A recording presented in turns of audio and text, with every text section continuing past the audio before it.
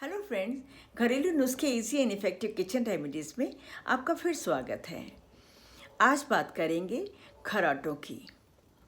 जो लोग सोते हुए खर्राटे लेते हैं वो तो खूब आराम से सोते हैं, पर उनके आसपास जो भी होता है वो सो नहीं पाता है इतनी तेज़ आवाज़ों में। तो करना ये है कि आप करवट लेके सोएं। दाएं या बाएं जो भी करवट आपको सूट करती हो, करवट लेके सोएं। सीधा सोने से ज़्यादा खर्राटे आते हैं।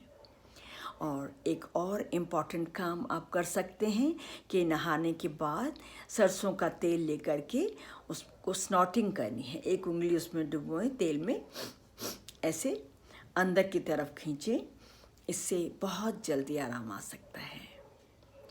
या सोने के समय भी आप दोनों नासिकाओं में इधर और इधर सरसों का तेल की बूंदें डाल लें।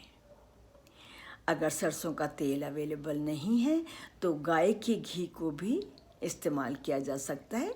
उसकी भी बूंदें दोनों तरफ आप डाल के सोएं। इससे आराम आ सकता है और जल्दी आराम आ सकता है। अपनी डाइट में फ्रूट्स, सब्जियां और सैलड शामिल करें। Seasonal fruits, vegetables and salad शामिल करें। इससे आपको फ़ायदा होगा।